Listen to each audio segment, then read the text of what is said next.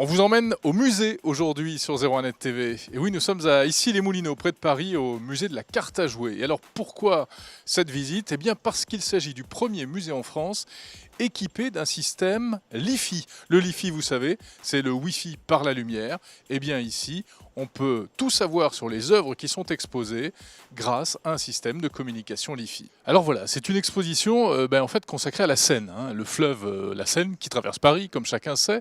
Donc toute une collection de tableaux dont le thème est la Seine. Et alors la particularité, c'est que ici, pas d'audio guide, comme dans la plupart des musées, ou pas de petits prospectus papier. Non, à la place, j'ai une tablette. On me remet une tablette à l'accueil. Et c'est cette tablette qui va me permettre à chaque fois d'en savoir plus sur chacune des œuvres. De manière très simple, puisque la tablette est verrouillée, elle ne fait qu'une seule chose, il n'y a qu'une seule application disponible. On lance l'appli et ensuite, chaque fois que je vais m'approcher d'une œuvre, la tablette va se retrouver dans le champ lumineux des spots qui sont juste au-dessus et qui éclairent précisément cette œuvre. Et ainsi, ça va lancer la vidéo explicative. Alors on le voit, ça démarre très rapidement, ça marche plutôt bien. Et quand on passe même d'une œuvre à l'autre, la vidéo qui était en train de se jouer s'interrompt pour démarrer directement sur la deuxième, correspondant précisément au tableau que je suis en train d'observer. Ce tableau de Galerne surprend par sa clarté et son sens du détail. L'avantage du Li-Fi, c'est que dans un musée, l'éclairage est quand même omniprésent et éclaire les œuvres.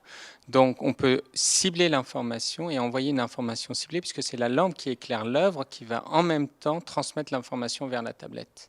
Donc information très ciblée, pas de surcoût électrique, puisqu'on ne va pas installer des bornes Wi-Fi en plus. Donc une borne Wi-Fi est quand même consommateur d'énergie. On utilise le même réseau, le réseau d'éclairage, pour à la fois diffuser de l'information et éclairer. Et le débit, évidemment, en troisième argument.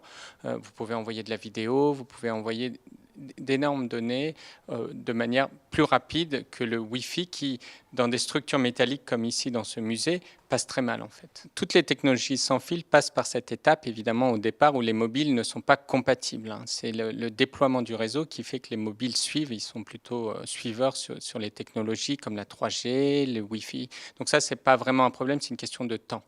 Voilà. Alors pour ce musée, on a équipé nos tablettes directement du récepteur à la fabrication. Voilà, on a fabriqué nos propres tablettes Li-Fi afin de montrer que l'intégration du Li-Fi dans un mobile est une chose facile. C'est la caméra qui reçoit le signal lumineux et derrière, on met le bon logiciel pour traiter les données. Un smartphone compatible Li-Fi, vous y croyez à brève échéance? Oui, tout à fait, puisqu'on discute avec beaucoup de ces fabricants et tous ont marqué un intérêt vif pour la technologie.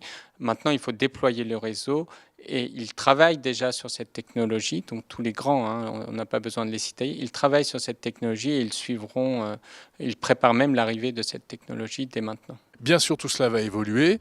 Et puis en fait, le Li-Fi ne remplacera pas le Wi-Fi ni la 4G, c'est simplement une technologie supplémentaire qui viendra s'ajouter aux autres systèmes de communication qu'on connaît déjà aujourd'hui.